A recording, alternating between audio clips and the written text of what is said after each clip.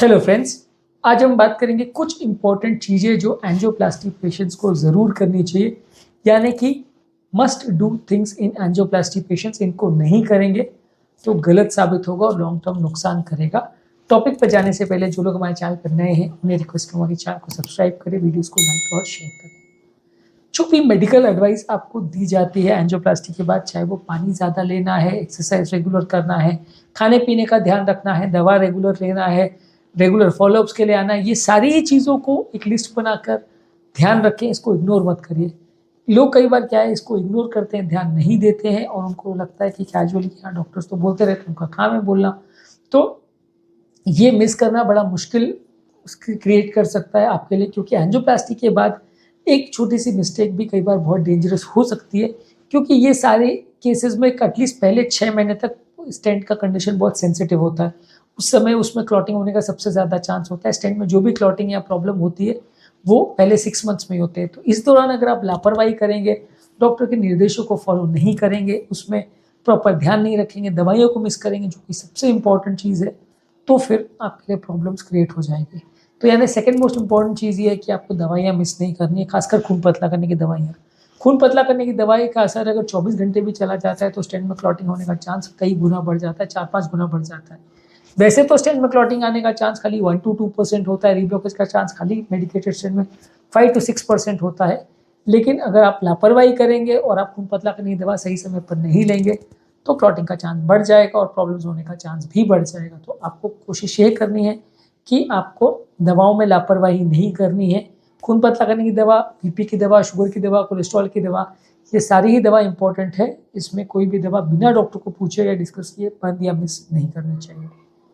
इसके अलावा cardiac rehabilitation आपको अटेंड करना चाहिए। कार्डियक रिहैबिलिटेशन एक प्रोसेस है जिसमें बहुत सारी चीज़ें इन्वॉल्व होती है, जो एक पेशेंट को अपनी हार्ट अटैक के पहले वाली स्टेज में लाने में मदद करता है, क्योंकि हार्ट अटैक एक तरह से एक झटका, एक जोल्ट जैसा होता है जो कि आपकी लाइफ को पूरी तरह से बदल देता है। तो इसके बाद आपकी कोशिश ये होनी चाहिए कि आप वापस से अपनी लाइफस्टाइल, अपनी पैटर्न पर आ सकें, अपनी ज़िंदगी को फिर से नॉर्मल बना सकें। तो रिहैबिलिटेशन का प्रोसेस है वो इस चीज़ को एड्रेस करता है कि आपको अपनी लाइफ में नॉर्मल ला सके।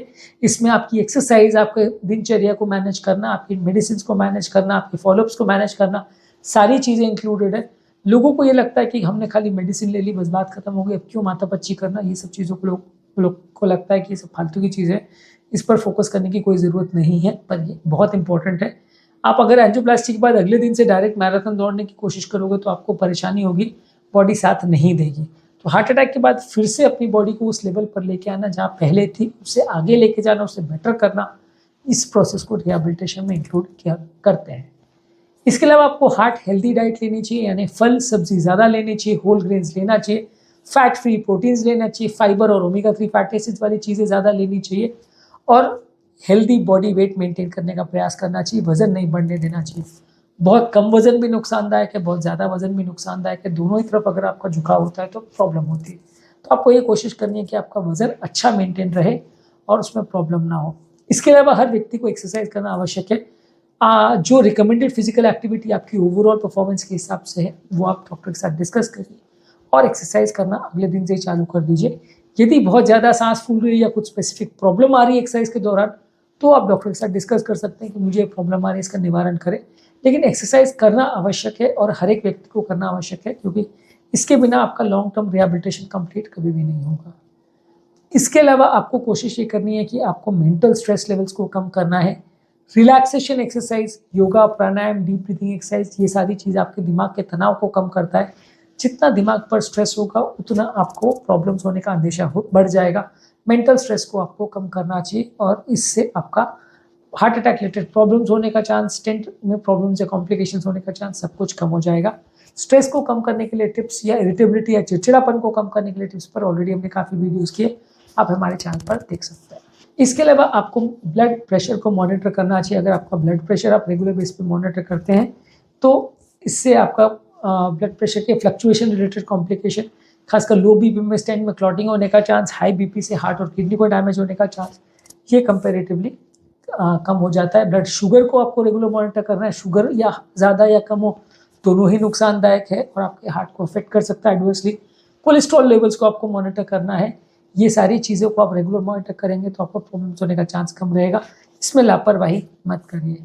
पानी ज़्यादा पीजिए, खासकर एंजियोप्लास्टी के तुरंत बाद अगर आप पानी कम पीते हैं तो किडनी पर डैमेज होने का चांस रहता है, क्योंकि एंजियोप्लास्टी में जो कॉन्ट्रास्ट यूज़ होता है वो यूरिन के माध्यम से ही बाहर निकलता है। पहले कुछ दिन किडनी पर नेगेटिव इफेक्ट होने का चांस ज़्यादा रहता है हार्ट अटैक के बाद, एंजियोप्लास्टी के बाद। हार्ट अटैक में अगर एंजियोप्लास्टी नहीं भी करो तो भी किडनी पर असर हो सकता है, तो इसलिए आपको पानी ज़्यादा पीना चाहिए। इसके अलावा आपको खुद को एजुकेट करना चाहिए। अगर बीमारी के बारे में आप जानेंगे नहीं, समझेंगे नहीं, उसके एस्पेक्ट्स को नहीं समझेंगे तो गलतियां करते रहेंगे। आप यदि खुद को प्रॉपरली बीमारी के बारे में एजुकेट करते हैं तो काफ़ी चांसेस है कि आप गलतियां कम करेंगे, प्रॉब्लम्स होने का चांस कम हो जाएगा। इसके अलावा आपके लिए ज़रूरी है कि हर इमरजेंसी के बारे में समझिए, कौन कौन सी तरह की इमरजेंसी हो सकती है, कौन कौन सी तरह के कॉम्प्लिकेशंस हो सकते हैं, और उनसे निपटने का एक्शन प्लान बना के रखिए। यदि आपके दिमाग में कोई इमरजेंसी रिलेटेड प्लान ही नहीं है तो फिर आपको मैनेज करना थोड़ा मुश्किल हो जाएगा। आपको हर तरह की इमरजेंसी से डील करना आना चाहिए। कार्डियक अरेस्ट को मैनेज करना, सीपीआर को मैनेज करना, हार्ट अटैक को मैनेज करना, सब कुछ आपको आना चाहिए। तो ये कॉमन इमरजेंसीज पर ऑलरेडी हमने काफ़ी वीडियोस किए हैं। इमरजेंसीज कौन कौन सी हो सकती हैं, हार्ट पेशेंट्स में कौन कौन सी इमरजेंसी हो सकती है, एंजियोप्लास्टी वाले पेशेंट में कौन कौन सी हो सकती है, और इनको कैसे मैनेज किया जाए, ये सारी चीज़ें हमने डिस्कस करी है। तो ये आप हमारे चैनल पर देख सकते हैं। इमरजेंसी का पूरा प्लेलिस्ट है हमारे चैनल पर। इसके अलावा आपको कोई व्यसन नहीं करना चाहिए। स्मोकिंग बंद रहेगा, अल्कोहल बंद रहेगा, टोबैको बंद रहेगा। यदि आप व्यसन करते हैं तो क्लॉटिंग का चांस कई गुना बढ़ जाता है, प्रॉब्लम्स होने का चांस कई गुना बढ़ जाता है। तो किसी भी तरह के व्यसन में खुद को मत पड़ने दीजिए। इसके अलावा आपको कोशिश करना है कि कोई भी मेडिसिन रिलेटेड अगर साइड इफेक्ट्स आपको हो रहे हैं, प्रॉब्लम्स हो रही है, तो दवाओं को बंद नहीं करना है, डॉक्टर के साथ उसे डिस्कस करना है। कई पेशेंट्स का ये होता है कि वो साइड इफेक्ट्स के चक्कर में दवाओं को बंद कर देते हैं और फिर परेशानी में आ जाते हैं कि मेडिसिन का इफेक्ट चला जाता है, सडनली स्टेंट में या क्लॉटिंग हो जाती है, दूसरे तरह के प्रॉब्लम हो जाते हैं और फिर वो परेशान हो जाते हैं। तो आपको कोशिश ये करनी है कि आप मेडिसिन रेगुलरली लेते रहें, और अगर साइड इफेक्ट्स हो रहा है तो डॉक्टर के साथ डिस्कस करके ही उसको, अगर ज़रूरी हो तो बंद करिए, नहीं तो मत बंद करिए। अपने आप से मेडिसिन के बारे में डिसीजन मत लीजिए।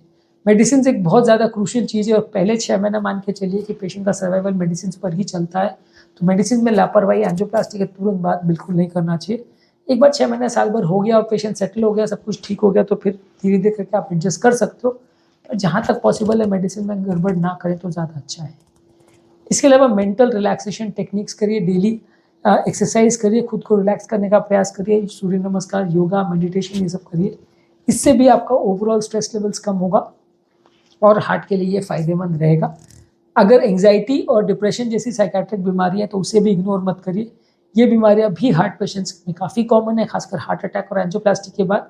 आप उनसे भी बचने का प्रयास करिए, क्योंकि ये भी आपके शरीर को बुरी तरह से अफेक्ट कर सकते हैं। एक्टिव आपको रहना है, लेकिन लिमिट्स में रहना है।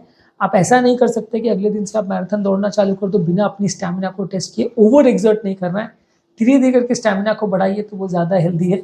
यदि आप बहुत हड़बड़ा के अपनी एफर्ट टॉलरेंस को चेंज करने का प्रयास करेंगे तो प्रॉब्लम्स होगा।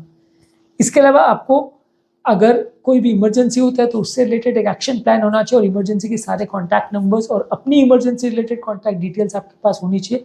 उसको पर्स में, ब्रेसलेट में हमेशा कैरी करिए, क्योंकि अगर सडनली आप कहीं बाहर जा रहे हो, अनकॉन्शियस हो जाते हो, तो उस समय कहाँ किसको कॉन्टैक्ट करना है वो डिटेल्स मिलना मुश्किल हो जाता है, लोग को मैनेज करना मुश्किल होता है, हॉस्पिटल पहुँचाने में लेट हो जाती है, पहुँचाने के बाद परिवार वालों को कॉल करने में लेट हो जाता है। तो इसलिए आपके पर्स में, आपके मोबाइल में, और कई बार मेडिकल हेल्थ केयर का ब्रेसलेट आता है, उसमें ये सारी डिटेल्स अवेलेबल रहती है, तो इससे फ़ायदा होता है। और अगर इमरजेंसी में आप कभी भी अनकॉन्शियस हो जाओ, चाहे लो बीपी से, लो शुगर से, या हार्ट अटैक से, या अरिथमिया से, तो आपको हॉस्पिटल पहुंचाया जा सके और सही इलाज जल्दी किया जा सके। इसके अलावा अगर आपको कोई भी सिम्टम्स हो रही है तो उसका एक प्रॉपर डायरी मेंटेन करिए। सिम्टम्स में गलतियां नहीं होनी चाहिए। अगर कुछ भी प्रॉब्लम हो रही है तो उसको आप डायरी मेंटेन करिए।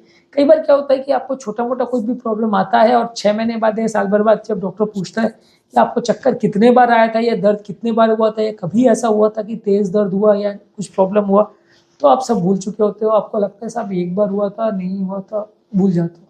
तो वो नेचुरल सी बात है, काफ़ी लोग भूल जाते हैं, और खासकर हार्ट पेशेंट जो उम्र दराज हैं उसमें तो भूलने का चांस और भी ज़्यादा है। तो वैसे केस में आपको कोशिश ये करनी है कि आप डायरी मेंटेन रखिए, उसमें लिख के रखिए कि ये बात मुझे प्रॉब्लम हुआ, इतने बार हुआ, और ये उस समय किया था जिससे आराम मिला, ताकि आप 6 महीने साल भर के बाद भी डॉक्टर को बता सकें और डॉक्टर को मैनेज करना थोड़ा ईजी हो जाए। आज के टॉपिक में हमने बात करी कि अगर किसी का एंजियोप्लास्टी हुआ हो तो उसको क्या क्या चीज़ों को डेफिनेटली करना चाहिए और भूलना नहीं चाहिए। Must do things in angioplasty patients पर हमने डिस्कशन किया।